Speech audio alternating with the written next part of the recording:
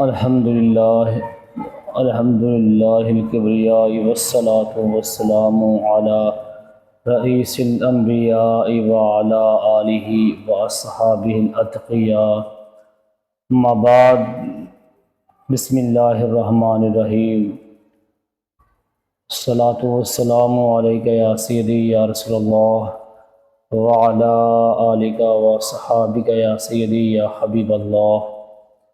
آج جس موضوع پر میں درس دوں گا وہ ہے توبہ و استغفار کی فضیلت۔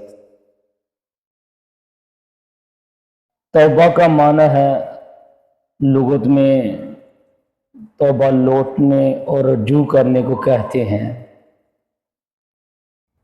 توبہ کا حکم ہر مسلمان پر ہر حال میں گناہ سے فوراً توبہ کرنا واجب ہے۔ استغفار کا معنی گزشتہ گناہوں کی معافی مانگنا۔ تو قرآن پاک میں اللہ تعالیٰ نے ارشاد فرمایا وَتُوبُوا إِلَى اللَّهِ جَمِيعًا أَيُّهَا الْمُؤْمِنُونَ لَعَلَّكُمْ تُفْلِحُونَ، اور اللہ کی طرف توبہ کرو اے مسلمانوں سب کے سب، اس امید پر کہ تم فلاح پاؤ، یعنی کامیاب ہو جاؤ۔ تم اللہ کی بارگاہ میں توبہ کرو، تمہارے لیے کامیابی ہے۔ اس سے چند مسئلے معلوم ہوئے۔ ایک یہ کہ گناہ سے انسان ایمان سے نہیں نکل جاتا ہے، کہ رب تعالیٰ نے ان لوگوں کو جو ان احکام میں مذکورہ میں کوتاہی کر چکے تھے توبہ کا حکم دیا، لیکن انہیں مومن فرمایا ہے۔ اور دوسرا یہ کہ مسلمان کامل جل کر توبہ کرنا زیادہ قبول ہے۔ تیسرا یہ کہ مسلمان توبہ کرنے یا توبہ کرے خواہ وہ گناہ گار ہو یا نہ ہو۔ حدیث مبارکہ میں آپ کی خدمت میں پیش کرتا ہوں۔ نبی کریم صلی اللہ علیہ وآلہ وسلم نے فرمایا کہ رب کی قسم میں ایک دن میں 70 بار سے زیادہ رب سے معافی مانگتا ہوں، بخشش مانگتا ہوں، اس کی بارگاہ میں توبہ کرتا ہوں۔ ایک حدیث مبارکہ میں آقا علیہ الصلوۃ والسلام نے فرمایا اے لوگو اللہ کی بارگاہ میں توبہ کرو، دیکھو میں دن میں 100 بار توبہ کرتا ہوں۔ عبداللہ بن عمر رضی اللہ تعالی عنہ سے مروی ہے، آقا علیہ السلام نے فرمایا اے لوگو، اے اللہ کے بندو، توبہ کرو، توبہ کرو، اللہ کی بارگاہ میں توبہ کرو۔ ہر ایک کو فرمایا ہے۔ اللہ بندے کی توبہ قبول کرتا ہے جب تک حالت نظر نہ طاری ہو جائے۔ اللہ اکبر کبیرہ۔ میں نبی کریم علیہ السلام کے غلامہ ہمیں چاہیے ہر وقت توبہ استغفار کرنی چاہیے۔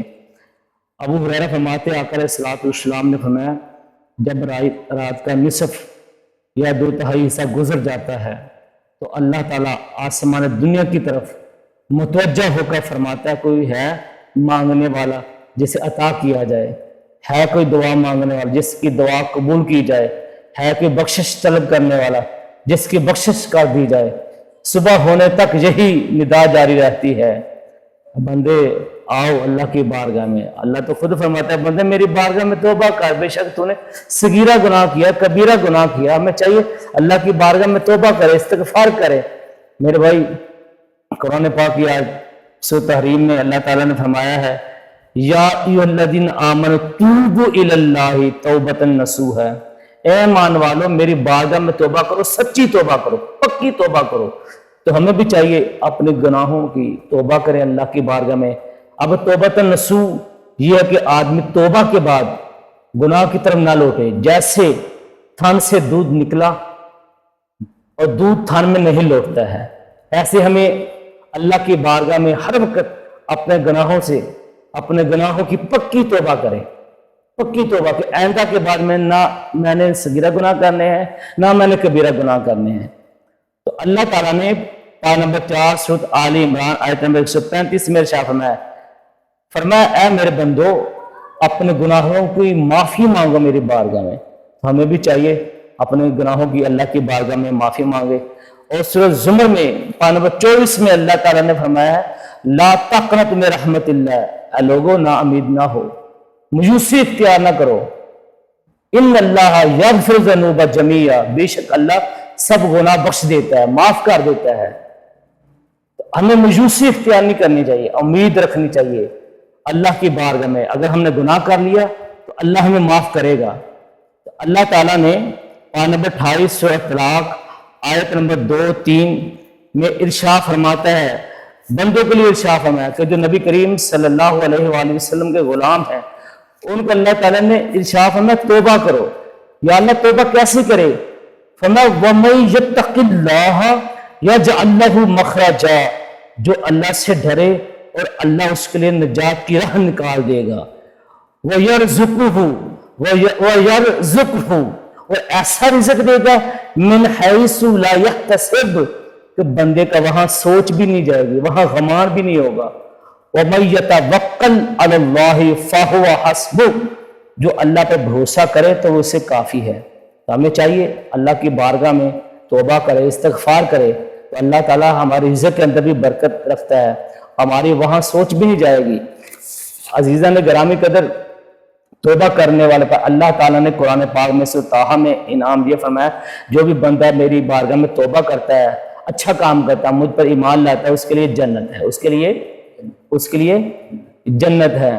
تو پارہ نمبر 26 حجرات میں اللہ تعالیٰ نے فرمایا وَمَن لَّمْ يَتُبْ فَأُولَٰئِكَ هُمُ الظَّالِمُونَ، جو توبہ نہ کرے وہی ظالم ہے۔ وَمَن لَّمْ يَتُبْ، جو بندہ توبہ نہ کرے، اللہ کا فرماتا ہے وہ بندہ ظالم ہے۔ اور یار ایک بندے نے گناہ کر لیا، صغیرہ کر لیا، کبیرہ گناہ کر لیا، تو چاہیے نا اس بندے کو اللہ کی بارگاہ میں توبہ کرے، اللہ جی معافی دے دے، گناہ کر لیا ہے۔